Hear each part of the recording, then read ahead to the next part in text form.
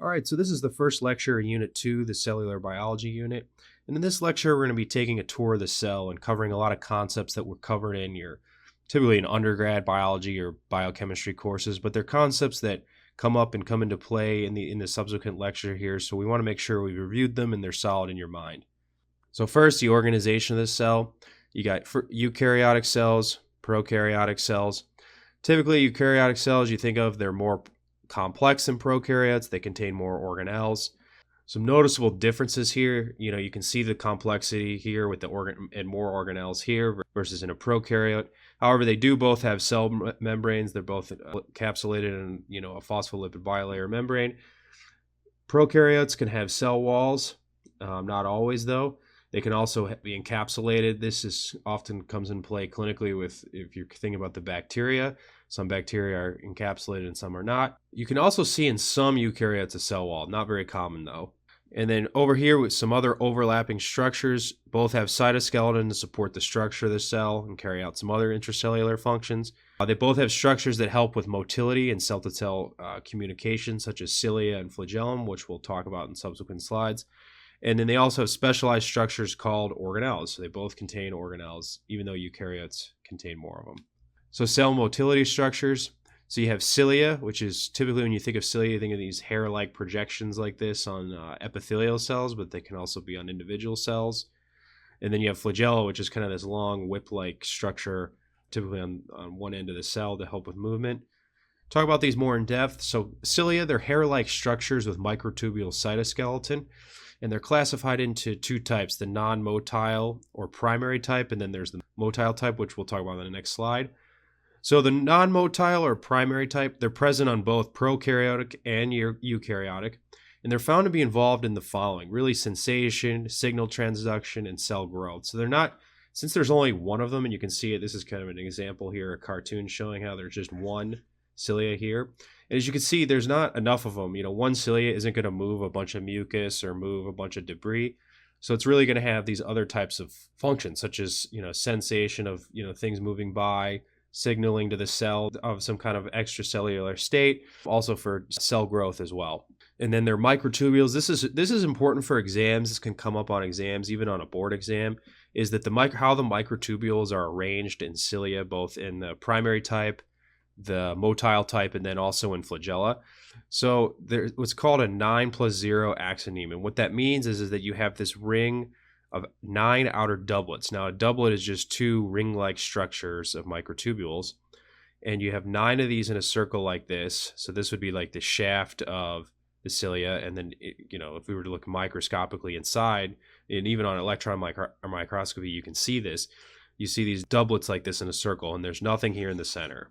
Versus the motile type, you see they have the 9 doublets like this, and then they have 2 central singlets, so they're not connected, that are in the center. So that's how you distinguish that from primary or non-motile cilia versus motile cilia.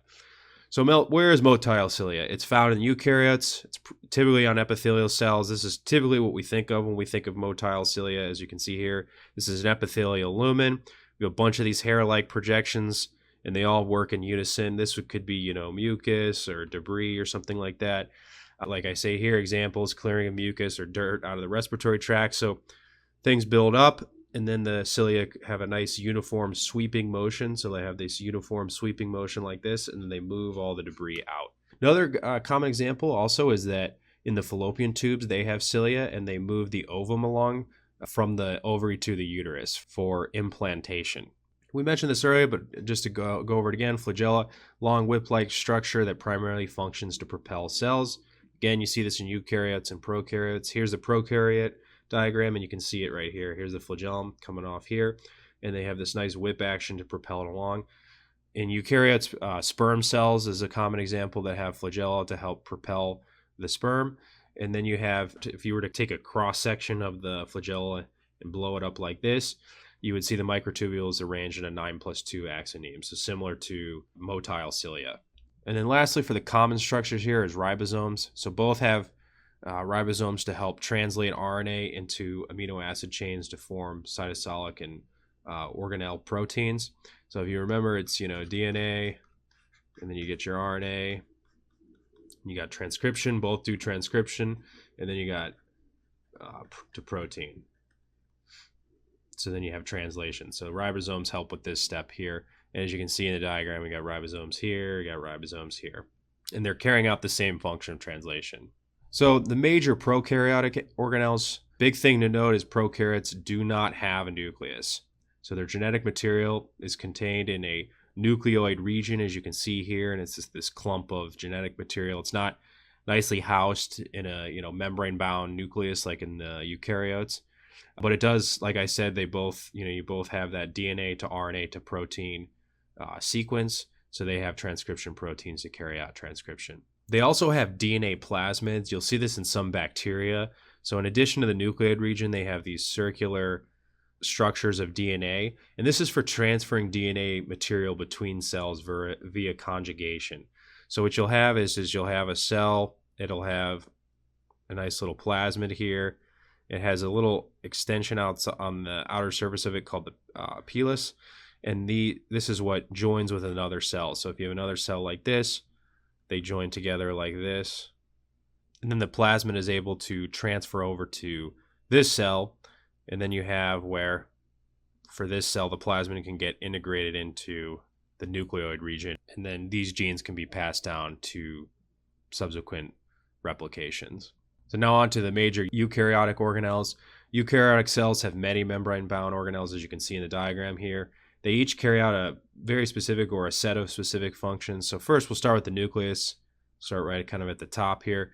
Double membrane structure. It houses the DNA, the nucleolus, and proteins for DNA replication, transcription, and DNA repair. So all these processes that we talked about in Unit 1, these all take place in the nucleus, and then the proteins that carry out those processes all are housed in the nucleus as well. The nucleolus functions to synthesize rRNA. That's a common test question, so make sure you're aware of that. Again, rRNA is ribosomal RNA. So then you have the endoplasmic reticulum, or the ER. It's composed of two separate membrane-bound structures. You have the rough ER and the smooth ER, and you can see that here. Rough ER is typically right adjacent to the nucleus, and then you have the smooth ER, which is right there as well. And they're usually in close proximity to each other. So first, the rough endoplasmic reticulum. The major function here is the translation and folding of secretory proteins. So what do we mean by that? So you have proteins that are made in the cytosol, and their function is to function in the cytosol, in the cell. Then you have what's called secretory proteins. So these could be signaling molecules. So in cells that produce signaling molecules that want to get sent out to other cells to conduct, signal transduction. So these type of proteins, they'll get made in the rough endoplasmic reticulum. And the reason it's called rough is because on electron microscopy, you see these dots and bumps. It's much more bumpy versus this smooth look on the smooth endoplasmic reticulum. And it's that bumpy look is these ribosomes. So it has ribosomes embedded in the membrane, and these are what produce these secretory proteins, or proteins that are exported out of the cell. The other thing is folding of these secretory proteins occurs in the rough ER, and then N-linked oligosaccharide additions to many proteins. So as you could probably guess, cells that are responsible for secreting large amounts of protein, they have large amounts of rough ER to help them carry out that function. Example would be mucus secreting goblet cells. So mucus has a lot of secretory proteins. So you'll see these in the respiratory and intestinal tracts. You also have plasma cells, which are immune cells that synthesize antibodies. So, in fighting an infection, you want to be able to synthesize and secrete a lot of different antibodies. And so plasma cells are going to be able to have a lot of rough ER to carry out that function. Nissl bodies are granular bodies of rough ER found in neurons. So this is unique to neurons. So if you see this on a test, make sure if you're going to pick this answer, make sure it's relevant to a neuron function, and it's responsible for synthesizing peptide neurotransmitters. So neurons are constantly sending signals to each other, and so this makes sense. They have a lot of the rough ER, specifically these Nissl bodies, to synthesize these peptide neurotransmitters to send to other neurons and other cells. Smooth endoplasmic reticulum, or the SER, its major functions include synthesis of lipids and steroids, and then also detoxifying drugs and poisons. And then there's nice, like I mentioned earlier, they have a nice smooth surface. They don't have these ribosomes that you see on the rough ER. So as you could guess, given that this is the function of the smooth ER, there's certain cells that have a lot of smooth ER. Hepatocytes or liver cells For obvious reasons, the liver is a major detoxification center, so hepatocytes are full of SER as well. Also, cells of the adrenal cortex, because they synthesize a lot of your steroid hormones, cortisol, mineral corticoids, so they're going to have a lot of smooth ER as well. And these can come up as test questions, even either in class exams or even on potentially even on a board exam. So you want to be aware of this, as well as you could have kind of this long drawn question stem, and they're all this jazz and smoke and mirrors, and really at the end of the day all they're asking you is what organelle. It's really they're testing, do you understand what these organelles are? Do you understand why a certain cell would have more of this type of organelle? And it all goes back to these basic functions. So again, that's why we're going through these, to make these sure these are solid in your mind. You have the Golgi apparatus. So that's this structure right here. And it functions, it receives newly synthesized proteins and lipids from the ER. So you can either have proteins that come from the rough ER or the smooth ER. And so this is kind of a packaging center. You could almost think of these guys as UPS, or FedEx. They take these proteins that are either going to be used in the cell or going to be exported, packages them nicely, puts them in vesicles, and ships them out. So then these vesicles, they can either travel to the surface membrane. So say you had a signaling protein made here in the rough ER, and it goes to the Golgi, it gets nice and packaged, put in a vesicle, gets sent to the membrane, and then it gets sent out into the rest of the body. You can also have, say you made a protein for an intracellular function, comes in here, it can get packaged into a vesicle and then sent out into the cytosol. Mitochondria, these guys are big players in terms of energy production. So it's the site of oxidative phosphorylation, and we are going to talk about that exhaustively in Unit 3. Their main function is producing ATP. They do have some other minor functions, but the major one you want to be thinking about is producing ATP, producing energy for the cell. Lysosome, these are essentially almost like the garbage disposals, the trash man. They have hydrolytic enzymes. The reason why you have lysosomes is if you had hydrolytic enzymes, roaming around in the cytosol, it would be terrible. It would be breaking down structural proteins, other organelles. So they got to be contained within a structure. So the lysosomes, they house these hydrolytic enzymes. Very important function. So they break down a variety of molecules found in the cell: peptides, lipids, carbohydrates, nucleic acids, you name it. Peroxisome, same thing, but the peroxisome is not so much a garbage disposal, it's more of cleaning up a toxic spill, if you could think of it that way. They protect the cell from reactive oxygen species, which are very damaging to a cell. Again, you need enclosed organelles that can take care of these, because to take care of these in the cytosol, it's not a good idea. You'd want to take care of it in a contained environment, and so that contained environment is a peroxisome.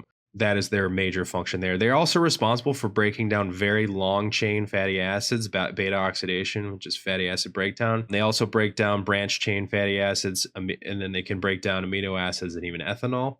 The proteasome, so this is a protein complex that's responsible for degrading damaged proteins or proteins tagged with ubiquitin. So let's say you have a protein, floating around in the cell. It gets, damaged for some reason. So then it gets tagged with ubiquitin, which are these proteins. It's thought of as a post-translational modification. It's similar to phosphorylation. So you have a ubiquitin protein like this tagged on here, and it usually gets tagged with multiple ubiquitin proteins. So the proteasome comes along, and it sees that this protein is tagged with ubiquitin. And so what happens is then it knows to initiate degradation of this protein, because it's no longer useful. Now, since protein turnover, it's a normal process in the cell. Proteins, it's like anything you have. Get a new computer, you'll get a new car. Same thing, you get new proteins. So over time, proteins, they wear down, they get damaged, they need to get broken down and discarded. Problem is if you're not able to disregard certain proteins or degrade them, that can result in problems. And in fact, there are some cancers where you see a decrease in the proteasome action or decrease in ubiquitination. And typically that's for proteins that stimulate cell growth and cell replication, which is what drives cancer. Ubiquitination and the proteasome can be affected in certain cancers. It could also be affected in Parkinson's disease as well. So there's 3 sets of post-translational modifications that occur in the Golgi apparatus. So in addition, this is part of that packaging function of the Golgi. So they add these post-translational modifications to the proteins to help kind of direct them to where they need to go. Again, thinking of kind of sticking a label or an address on a package, and that's where that's got to go. Same kind of concept here. So they have addition of N oligosaccharides, addition of O oligosaccharides, and then mannose 6 phosphate, and we'll go through each of these on the subsequent slides here. So one thing to note, you'll hear the cis Golgi or the trans Golgi. So one thing to note is that the cis Golgi is this surface here, which faces the endoplasmic reticulum. And this is where you could kind of think of this as the receiving dock in a sense, where vesicles coming from the rough ER or the smooth ER are coming into the Golgi at this area here, which is where they're kind of received and processed. And then you have the trans, which is this outer region here, and this is where vesicles exit to either go off into the cell or go to the surface of the cell. So that's all that means. Don't make it any more complex than that. The trans is kind of the outer surface, which is kind of where sending things out. Cis surface is kind of the inner surface and where things are received. All right, so the first of these is the addition of N oligosaccharides onto asparagine residues of peptide chains. Some examples of this are such as surface proteins that are modified to help guide the migration of immune cells to certain areas of the body. So you have cell surface proteins, which are kind of in the cell membrane here, and they're helping to guide immune cells. Several therapeutic antibodies, such as infliximab or rituximab, which are used to treat a number of different diseases. These are actually N-glycosylated proteins. So these are when they're synthesized in the body, they undergo modification with N-oligosaccharides to help with their function. So addition of O-oligosaccharides onto serine and threonine, residues of peptide chains. So some examples of this are mucins within mucus. They're heavily O-glycosylated, and they're secreted with the water into the GI and respiratory tract. So those goblet cells that secrete a lot of mucus, remember they have a lot of rough ER because they're secreting a lot of proteins. Those proteins they secrete in the mucus receive this modification. Also with formation of proteoglycans, which are proteins involved in all types of different functions in the body. And then Lewis epitopes, which are used in determining blood types. So when you have, A blood type, B blood type, AB, that's what they're referring to. So these are referring to actual oligosaccharides that are added eventually onto the surface of red blood cells. So as you can see with all these post-translational modifications, they're kind of final tweaks or final additions that help with not only guiding where the protein needs to go, but also with the function of the protein. Addition of mannose 6 phosphate to hydrolytic enzymes, which are, again, remember lysosomes, those essentially, like we said, the garbage men or garbage disposals. They need those hydrolytic enzymes. So when you synthesize those hydrolytic enzymes, when they get sent to the Golgi and for packaging and shipping, they get tagged with these mannose 6 phosphate, and they get sent off to the lysosome where they merge. And that's essentially how the lysosomes get their enzymes. Now, there's actually a disease that we'll talk about in a subsequent chapter called eye cell disease, where this modification doesn't happen. The patients are deficient in the enzyme that adds mannose 6 phosphate to hydrolytic enzymes. So what happens is they don't get tagged for shipment to the lysosomes. This doesn't happen. So you have hydrolytic enzymes actually secreted out of the cell into the extracellular space. So we'll talk about some cell trafficking here. Just some high yield concepts here, especially the protein complexes. There's 3 major ones you got to know: COP or COP1, COP2, COP2, and then clathrin. We'll go through each of these. So COP1 and COP2, we'll group those together. So we'll talk about COP1 here. So on the cis surface of the Golgi here, both of these involve the cis surface. COP1, these are proteins that essentially they coat vesicles. You can see that here. And they would have left the Golgi, and they're actually going back to the rough ER. So that's what's called retrograde, because it's going back to the rough ER. Then you have COP2, which coats the vesicles, and you can see that here. And then they're leaving the ER, and it directs them antegrade to the cis Golgi. So you can see that here. The clathrin, these are proteins that coat vesicles leaving the trans Golgi. So you can see that out here. So they'll coat, these vesicles here. And they're traveling to other regions of the cell or for exocytosis. So they're traveling with the cell here, and then it merges with the cell membrane and then releases the contents out here. Same thing if it were to, go out this way and join with, some other vesicle out here. same type of thing. The clathrans would be covering it until it merges with wherever its final destination is. It actually mediates endocytosis of receptors or receptor ligand complexes. So you'll have receptors for signaling, on the outer surface of the cell. Over time, just like anything else, like we talked about, you need to replace these receptors. Maybe they're dysfunctional, or they're damaged, or they're not working properly. So endocytosis can occur to bring these in. The other thing that can happen is you can have receptors like this, and then the ligand comes in and binds, and then you need to bring that ligand in.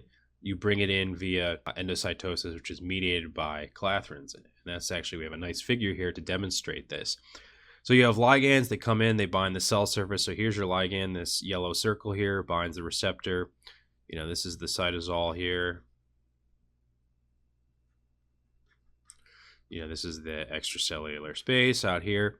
And so when the ligand binds to the receptor, it triggers, this budding action that goes on with having the membrane dip in like this and become coated with clathrin proteins. And then as you can see, this is just the process of fully engulfing this receptor ligand complex and fully coating the vesicle with clathrin proteins. And then it cleaves from the membrane and then travels within the cytosol. And then it goes through an uncoating process where it loses all these clathrin proteins and then becomes a free-floating vesicle, which can fuse with an endosome where the receptor, their ligand receptor complex, can be sorted to a lysosome, recycled, or other trafficking pathways. Classic example of this is LDL, low-density lipoprotein, which is what you commonly hear. This is this is the bad cholesterol, and so you don't want your LDL elevated. So LDL is floating around, it's carrying cholesterol. This is the way that this cholesterol gets into the cell, is the LDL molecule binds to the LDL receptor. Then you have the LDL receptor with LDL complex come in. And then once you get all the way down here and you have the LDL here, then it can release cholesterol into the cell. And so that's a classic example of clathrin-mediated endocytosis. All right, so that closes out our discussion of kind of the overview of the cell, the different organelles, cell trafficking, just to kind of get you up to speed on those concepts.